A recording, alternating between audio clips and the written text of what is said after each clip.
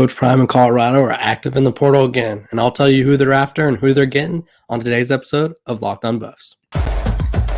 You are Locked On Buffs, your daily podcast on the Colorado Buffaloes.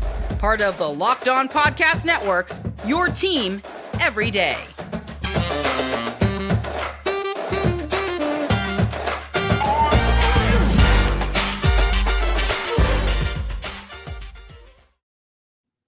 What is up, everybody? This is Locked On Buffs. I'm your host, Kevin Borba. Today we have a special one. We're talking about the transfer portal. Some people left, a major person left, actually, which I was quite surprised about. But then when I dove into the numbers, maybe not so much. We're going to talk about the guys who are coming to Colorado. And then we're going to talk about Coach Prime's stance on the HBCU level and why he was so disappointed that only one HBCU player was drafted. But before we do, this episode is brought to you by FanDuel. This episode is brought to you by FanDuel, the official sportsbook of Locked On. Make every moment more. Visit FanDuel.com/LockedOn today to get started. Okay, Colorado ended up losing a handful of guys. They've lost, I think, over 50 players by now. But this one on, I think it was Saturday or Sunday, surprised me the most. And I would say it stung the most. Colorado tight end, Seydou Traore, who, as John talked about, was new to football, only got one offer out of Arkansas State. He's from England. Kind of burst onto the scene this past year, recording 50 catches for 655 yards, 4 touchdowns. He was just one of 6 tight ends at FBS to catch at least 50 passes. He decided to re-enter the portal. He was someone who I believe throughout the spring camp was making a good impression. It was someone that they all spoke highly of. Seydou Sanders, Coach Prime, the offensive coordinator Sean Lewis spoke highly of him. But I just don't think he saw, from what I was gathering from behind the scenes, is I don't think there was a scheme. How do I put this? There wasn't a scheme that he wasn't a fan of the scheme, essentially, or wasn't a fan of how he was being used, I guess you could say, which we kind of, I think this is a tough part about all these transfers coming in and out.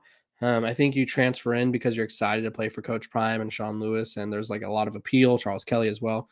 And then you get there and maybe it's not what you thought it was going to be. We've seen 3 guys now transfer out that were transfers that came in to play for Coach Prime, and then they ended up leaving. Tavion Beasley, and then yours, I don't know how to say his last name, the Florida offensive lineman that left, and now him, obviously. And so I wanted to do some digging just to show you guys, because I think a lot of the fans were just upset that he came and then left. And so I did a little research, a little math, and I tweeted this over at the over on Athlon, and I wrote about it. It says losing Seydou Traore may be shocking and a tough loss, but obviously Sean Lewis's offense doesn't use tight ends very much, and it was always going to be a challenge to feature him, which I probably think he learned as time went on. His stats last year, like I said before, 50 catches, 655 yards, 4 touchdowns.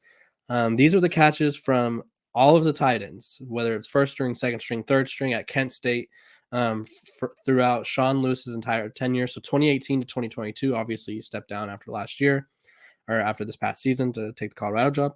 So 2018 to 2022, he had 2 tight ends per year, typically register a catch. They had 45 catches for 415 yards and 9 touchdowns. So he had 5 more catches, 240 more yards, and they had 5 more touchdowns than he did. But obviously he was in those, what is that? How many years is that? Let's see, 2018 through 2022.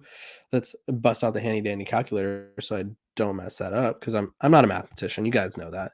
I've never claimed to be a mathematician.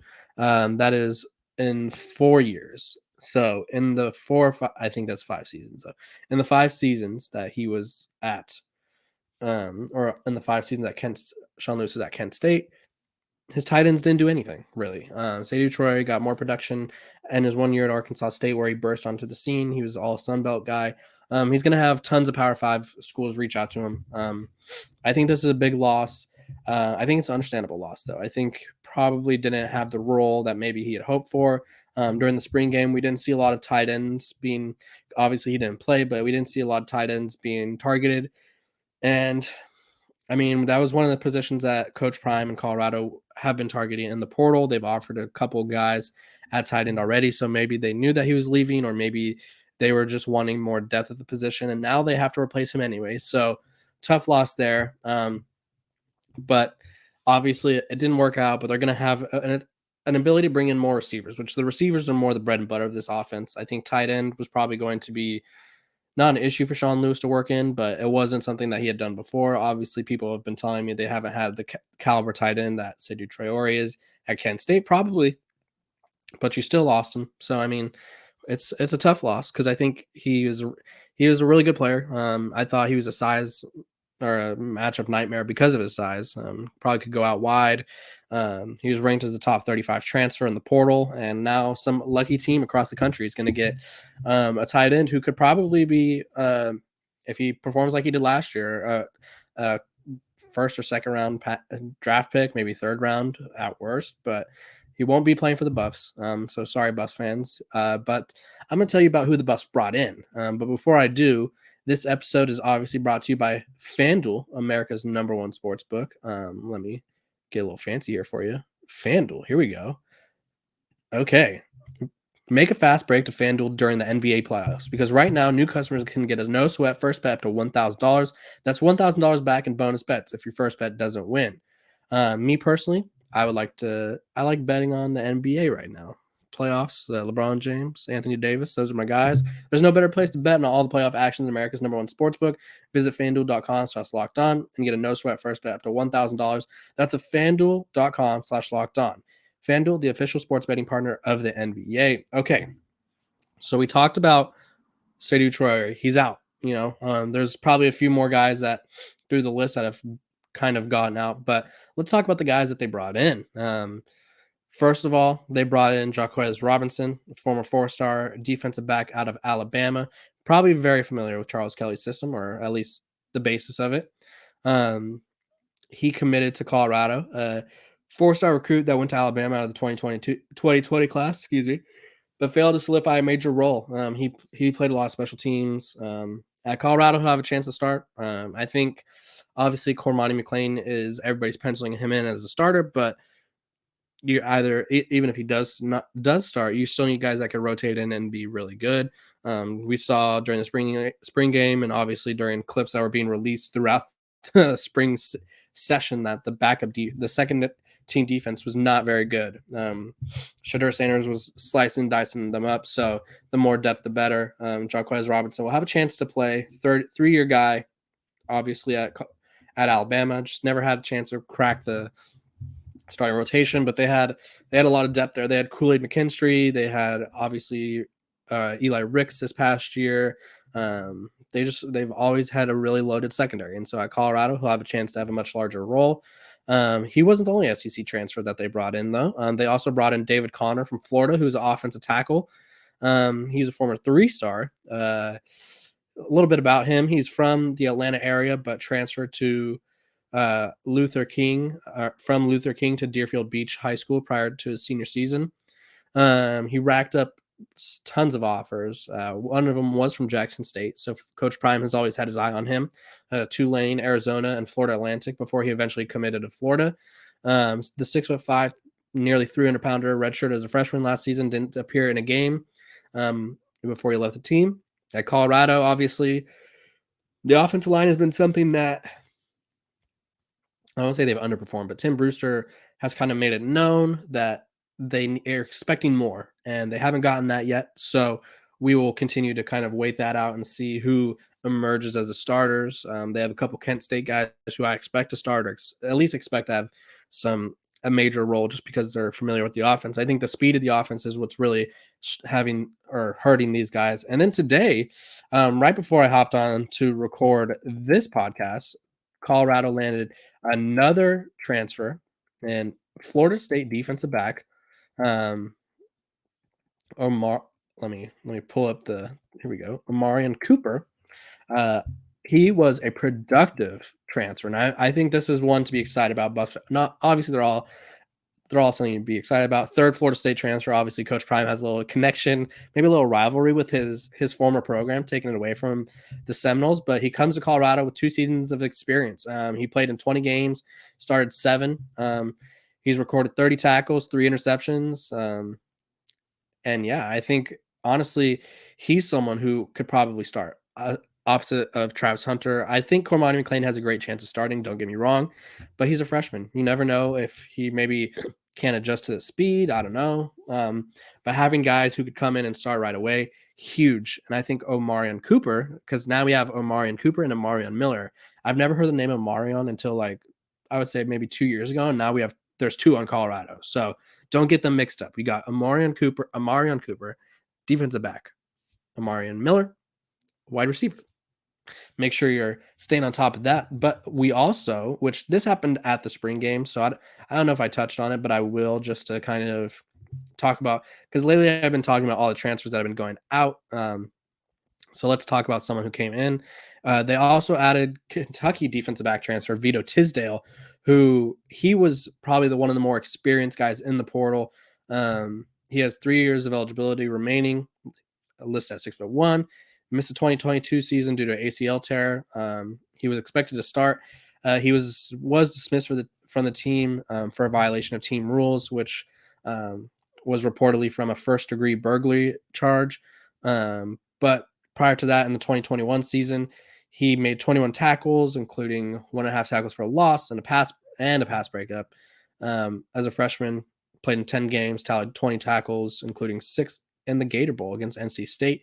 So that's multiple. All of the transfers lately have been coming on the defensive side of the ball.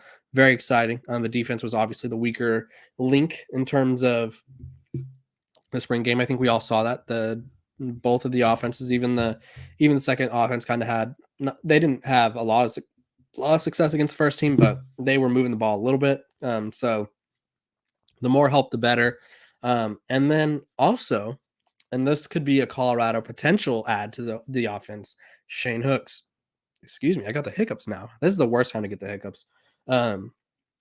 Shane Hooks, who Jackson State receiver, leading receiver from last year, Seydou Sanders' favorite target. He was considering Colorado, UNLV, Ole Miss, Texas A&M, Cincinnati also. And then he posted his top 5, used a Deion Sanders Jr. song, and I was like, everybody was like, oh, Colorado lock. Another Jackson State transfer to Colorado. No shock there. And then he ended up going to Ole Miss, went to the SIP, as they say.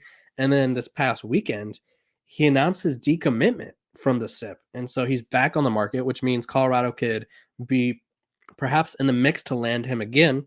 And so that would be a huge addition. Obviously, him and Shredder already have that rapport,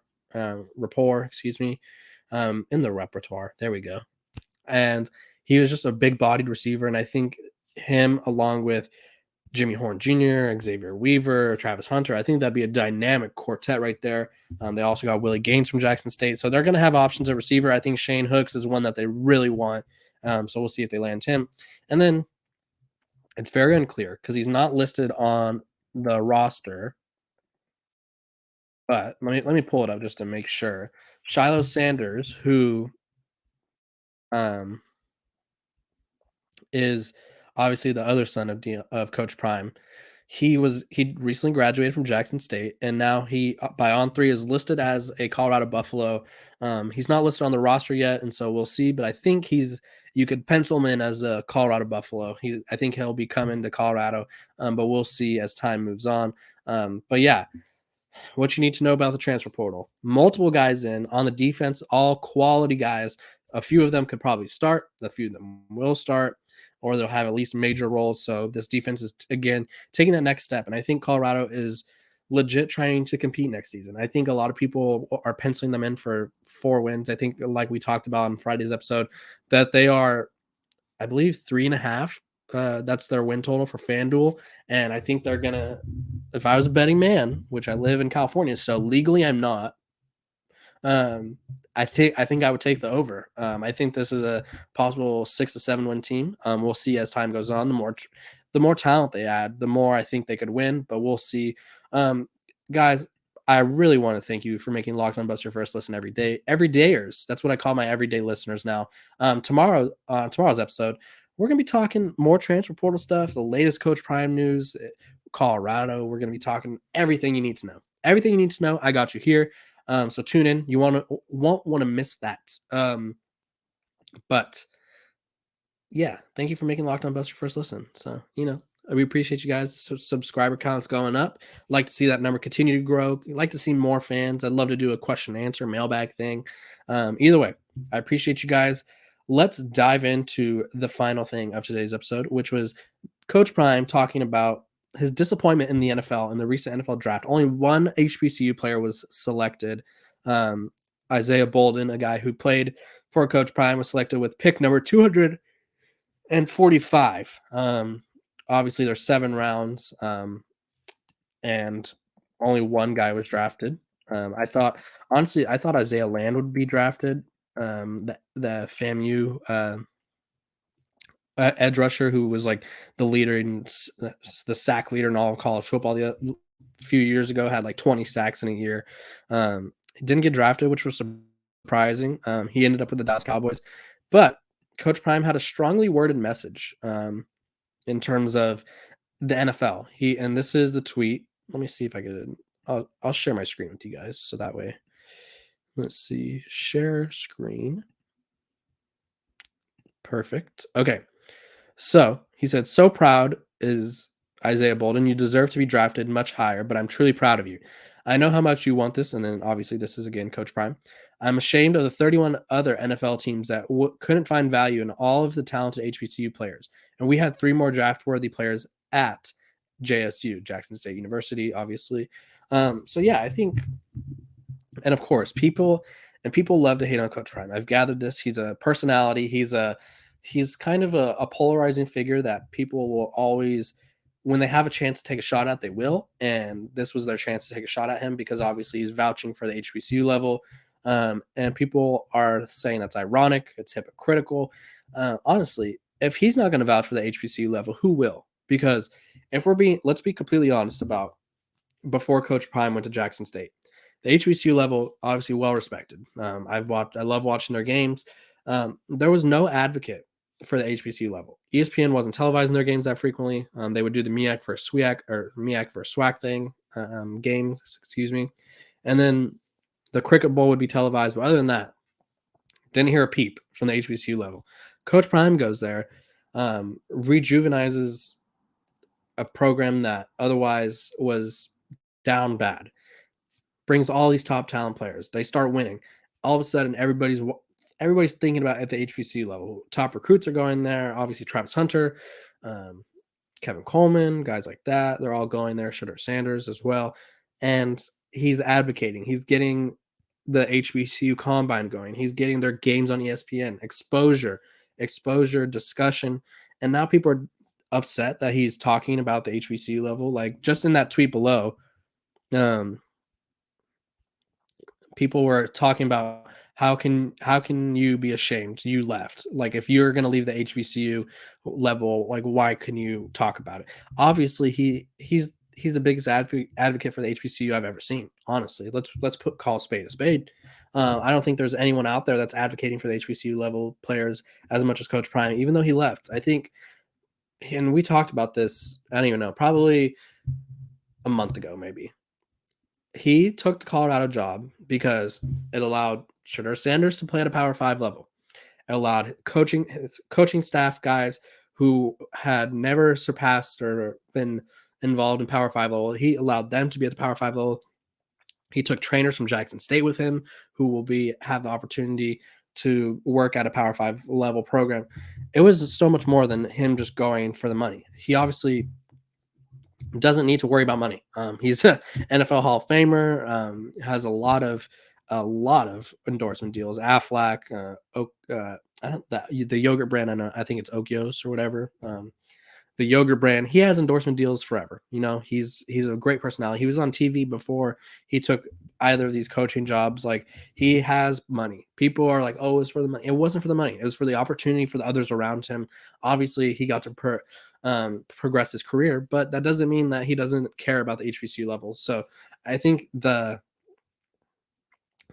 people being upset about him advocating for all the talented players at the HBCU level, they need to go look in the mirror, ask themselves what's wrong with themselves, because what's going on here? We can't advocate for other levels of football, you know. Because obviously there's some notable coaches out there on the HBCU level. Eddie George is there. I believe he's at Tennessee State. Let me fact check that. Let's see. He is, head coach at Tennessee State. Hugh Jackson's at Grambling State. I don't hear anything. I don't hear a peep from those guys. Obviously, they're advocating for their programs. Ed Reed was at Bethune Cookman, excuse me, before he left, obviously, and he was only making headlines because of all the bad things that were happening there. But Coach Prime is trying to bring attention to these programs that deserve attention. They have talented players. You guys are saying all the time in the comment section that the HBCU level is much more closer to the Power 5 level than people realize. And for the most part, yeah, you're right. Obviously, they're probably not going to compete with Alabama, but teams in the Power 5 don't compete with the Alabamas and Georgias of the world. But for people to be upset about Coach Prime to vouching for his former players and players that he's coached against, his peers, if you will, I think that's ridiculous. I think it just goes to show that he's really a down-to-earth person, and I think it goes to show that even though he's no longer there, he's still trying to bring awareness of the HBCU level and how much talent they have down there at the HBCU programs. So, Coach Prime, don't get mad at him for advocating for kind of the place that gave him his start in college coaching. So, don't understand the anger there, guys. Thank you again for making Locked On Buffs your first listen every day. I'm Kevin Borba. This has been another great episode of Locked On Buffs. I will be back tomorrow. Hoping to have some guests on pretty soon. We'll talk about all the ins and outs of the roster construction, what to expect, the position battles. So just stay tuned. Make sure to like, subscribe, share. Again, we're available wherever you get your podcasts. We're free. So have a great Tuesday or have a great Monday. I will see you guys on Tuesday.